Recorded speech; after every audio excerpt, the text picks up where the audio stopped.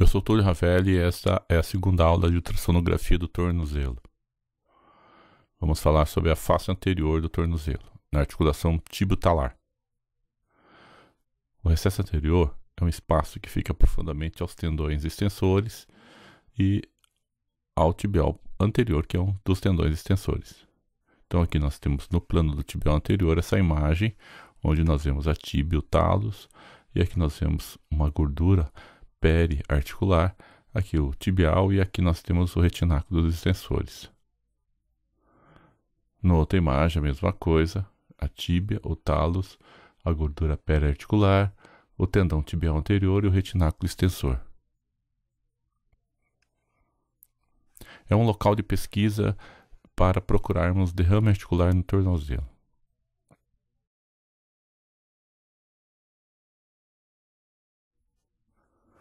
Há um coxim gorduroso intracapsular com formato triangular que divide o recesso articular em dois compartimentos, o superior e o inferior. O inferior é que normalmente apresenta líquido no derrame articular. Vamos falar sobre o derrame articular. A ultrassonografia é muito sensível para avaliarmos o derrame articular. Para isso, podemos ver o tornozelo em várias posições. Em posição neutra não é muito comum, porque não vemos tão bem o derrame articular.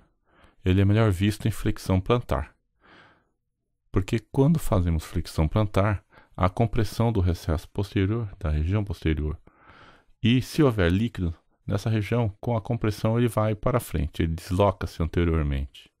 Então é ideal vermos com o tornozelo em flexão plantar. O nosso derrame articular é positivo se encontrarmos líquido acima de 3 milímetros. Então aqui nós vemos um caso de derrame articular leve. Aqui um derrame articular maior. Veja aqui, com compressão com o transdutor, vemos o deslocamento do líquido. É importante essa compressão, porque a sinovite não tem esse deslocamento líquido e não tem essa compressão que conseguimos fazer. A sinovite é como se fosse uma esponja. Então, para diferenciar o tecido sinovial ou a sinovite interarticular do derrame, uma compressão ajuda bastante. Então, o líquido é comprimível e tem movimento. A sinovite não é comprimível e lembra uma esponja. Comum a presença de líquido e sinovite ao mesmo tempo. Se o derrame for volumoso, o coxim gorduroso sofrerá compressão, perdendo a sua forma habitual. Veja como ele fica diferente, né?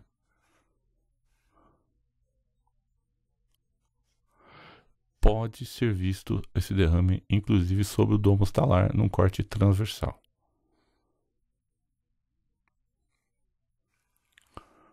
Pode ser visto também no recesso posterior. Olhando-se por trás no tornozelo, podemos encontrar o derrame articular.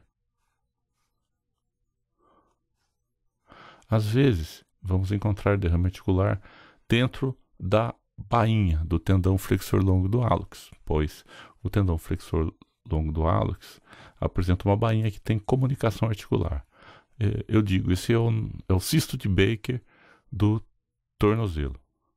Então, aqui encontraremos derrame articular e o que vamos ver é líquido na bainha do hálux, mas ele provém da articulação. Veja com o movimento, que é um corte transversal do tendão do flexor longo do hálux, tem também parte do seu ventre muscular, e veja que vemos bem que há um derrame articular ao redor. E aqui um corte longitudinal e mostra a bainha cheia de líquido. A sinovite nós vamos ver como se fosse um espessamento e hipoecogeneidade. Comum encontrarmos então a associação de derrame articular e sinovite no mesmo compartimento.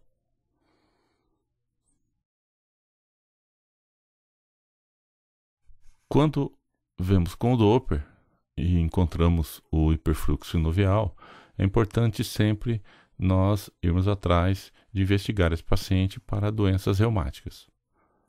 Então, isso não é patognomônico, mas é um grande chamariz para a presença de alguma alteração reumática. A presença do Doppler diferencia a sinovite do derrame articular. Não há fluxo sanguíneo no interior do derrame articular, mas há fluxo dentro do tecido sinovial.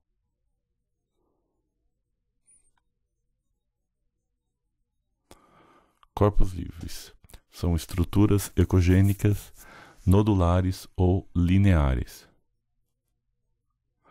móveis na compressão e mobilização do tornozelo, quando monitoramos pela ultrassonografia. Então, esse movimento do corpo livre é que nos conduz ao seu diagnóstico, porque se tiver aderido ao talos ou à tíbia, ele não terá um movimento diferente dos outros ossos. Vamos falar um pouco da cartilagem articular do domus talar. É melhor avaliarmos no corte transversal, ao meu ver, que é essa imagem aqui, certo? Corresponde a um corte normalmente nesse ponto aqui. A cartilagem é uma banda hipoecogênica de espessura uniforme com contornos regulares. Pode ser confundida com líquido articular no compartimento inferior do recesso. Podemos encontrar lesões condrais na superfície articular anterior do talos. Isso tem que ser relatado em laudos. Quais são as causas de artrite do tornozelo? Bem, podemos encontrar, obviamente, que a artrite pós-traumática, artrite causada por alterações mecânicas do impacto, artrites por causas reumáticas, artrite urêmica, necrose avascular do talos, artrite pós-infecciosa, distúrbios do tecido conjuntivo, sinovite vilonodular pigmentada, artropatias hemofílicas. Então, existem várias causas de artrite. Os sintomas são dor, rigidez e edema da articulação. Nas doenças reumáticas, a osteoartrite do tornozelo normalmente não será o sintoma inicial. Podemos ter dor em localizações específicas no tornozelo que pode nos chamar a atenção para algumas doenças. Então, se o paciente tem dor na dorsoflexão, indica que há alguma doença anterior ou impacto anterior do tornozelo. Se tiver uma dor na flexão plantar, indica alguma patologia articular tibio-talar posterior.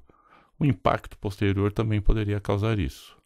A dor póstero-medial ou uma alteração tendínea medial, por exemplo, uma tendinopatia do tibial posterior, ou alguma outra alteração que leva a uma artrite do compartimento medial. E uma dor posterolateral normalmente indica alguma doença dos tendões fibulares.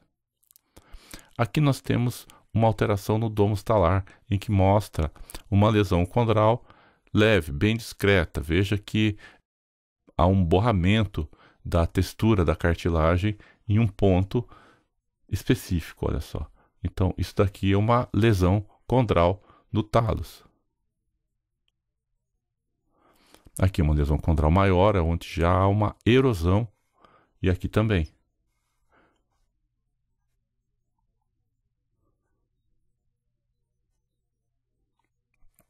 Aqui já é uma lesão bem maior, um osteofito, uma erosão. Então, uma grande lesão na região do domus talar. Veja só. Então, aqui nós temos várias lesões condrais, algumas bem evidentes, outras já menores.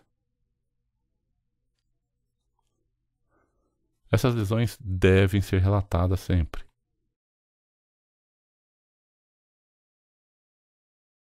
Aqui nós temos uma lesão condral anteromedial do domus talar. Veja lá, uma lesão que corresponde a essa região do talos aqui, ó.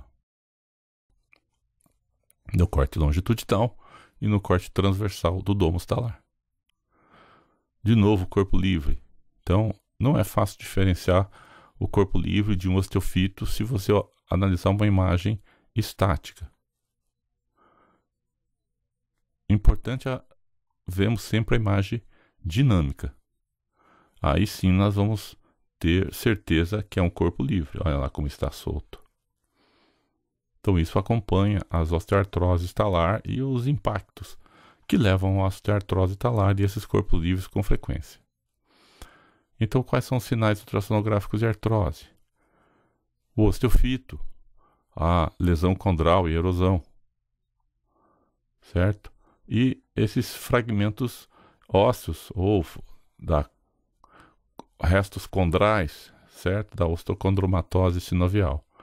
E obviamente que vai apresentar sinovite e muitas vezes o derrame articular. Eu queria falar um pouco sobre uma saliência óssea talar em algumas crianças. É uma saliência dorsal e lateral na cabeça do talos, quando o pé está em flexão plantar e inversão. Ocorre em crianças com hiperfrouxidão ligamentar que sentam sobre o seu pé. Muitas vezes fazem calos nessa região. E vamos fazer ultrassom com pedido sugerindo que há um cisto. E na verdade isso não é um cisto, é a cabeça do talos que é saliente. Veja só, aqui é a tíbia, o talos, a sua porção saliente, quer dizer, a sua cabeça, com o pé nessa posição, que está em inversão. Olha lá, essa criança então, quando ele inverte o pé, ela aparece essa saliência. É o mesmo que vamos ver na nossa ultrassonografia, olha lá. Então, quando a gente inverte o pé, ó, fica saliente a cabeça do talos. Alguns adultos também podem apresentar isso, formando também uma saliência na cabeça talar. É menos comum que criança, mas pode acontecer também, como esse caso aqui mostra. Bem, essa foi mais uma aula de ultrassonografia do tornozelo.